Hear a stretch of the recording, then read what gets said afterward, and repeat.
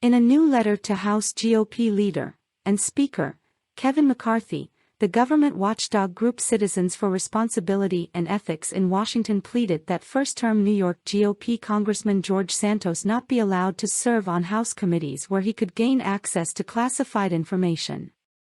That list includes the House Intelligence Committee and panels dealing with national security and the military. The list also features the House Oversight Committee, in the organization's telling. The letter, signed by organization president Noah Bookbinder, argues Santos would likely be denied the needed security clearance if pursuing that approval outside his new congressional role, leading to questions about why he should be provided an opportunity to nonetheless view classified info just because of his congressional seat and accompanying assumptions he's fit to do so. The routine process of approving security clearances involves checking applicants' biographical details like their residential and employment history, and Santos was already caught in lies covering numerous aspects of his life.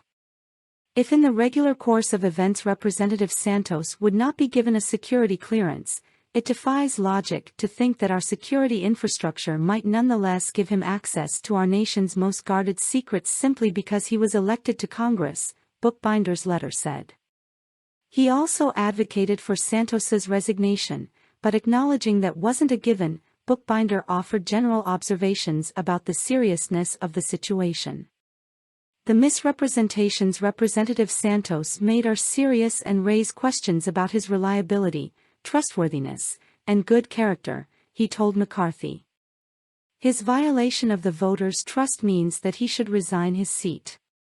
But in the absence of his resignation, Congress needs to take immediate steps to protect our democratic institutions and guard our national interests by ensuring that Representative Santos is not given access to classified information.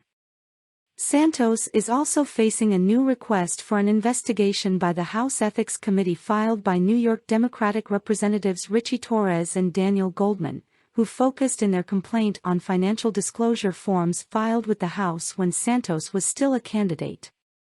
Santos filed those disclosures months late and didn't include all the details that were evidently legally required, including info about clients of the high-end investment services company he says he leads, allegedly making a salary of $750,000. Also recently filed was a request with the Federal Election Commission for a probe over concerns like the Santos campaign seemingly spending money on rent for a residence where Santos himself was living, although using campaign funds for that kind of personal expense is generally prohibited. Some of the individual campaign expenses Santos reported also raise concerns. Why was he spending tens of thousands on flights to run in a single U.S. House district?